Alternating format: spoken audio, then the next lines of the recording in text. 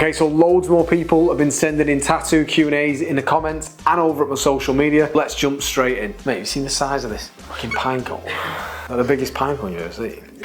All right, first one, is it okay to take breaks during your tattoo session? I always say to my clients, listen, you're the boss. This is your experience. If you're that uncomfortable, you need to take a break, just tell me and we'll take a break. Just beware, if you take loads of breaks, it's gonna take longer. And if you take long breaks, it's gonna swell up and it's gonna hurt more when we start again. Has a client ever made you feel uncomfortable? I've been tattooing 15 years and there's only one that really stands out. It's a guy who brought his girlfriend, and believe it or not, they kept kissing while I was trying to tattoo him.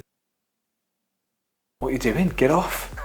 Do you regret any of the tattoos that you've got? Actually, yes. And it's interesting that one of the best tattoos I've got, I'm getting it removed. And that's because even though it's a fantastic tattoo, it represents a past version of me that I'm no longer attached to anymore. So I've just decided this year that it's got to go. Have you ever stopped anyone from getting a tattoo? Yes, I have. So a guy in his mid-40s came to get a portrait of a girl on his arm. Now, something didn't feel right. Without sounding too judgmental, he was a 3 out of 10 and she was a 9. So I took the deposit and booked him in, but I started to do some investigating because something just wasn't right. Now, he didn't put her name in the email, but the file name of the attachment of the photograph was her name, and it was actually a really unique name, so it wasn't difficult to find on Facebook. Then I found that she was actually with someone else. So I just had to reach out to her and just say, did you know this guy is asking for a picture of your face on his arm? And she said, oh my God, that's my ex. Please don't do it. We've been broken up for ages. So it was very awkward on the day when he showed up and I presented my findings to him. I said, mate, that's your ex. She said you're not having it, so we're not doing it. And he went,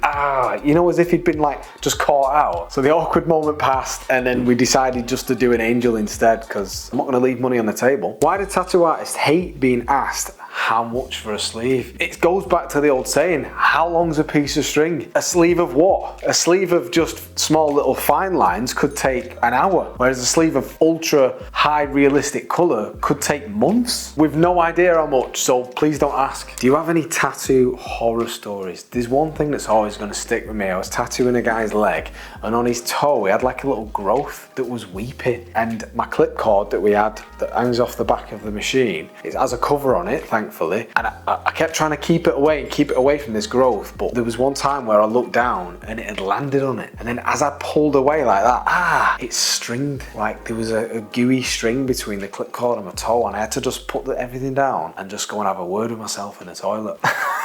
How do you feel when a client taps out? Now, this doesn't really happen to me anymore because I manage their pain by giving them a really relaxed experience, but in the past when they've tapped out, I mean, it's annoying for both of us. They don't want to have to come back and I don't want to have to rebook it, but I understand as someone who's been tattooed myself loads, they do hurt and sometimes it just gets too much. So I'm loving these Q&As. Keep them coming in the comments and over at my social media and we'll keep banging out these videos.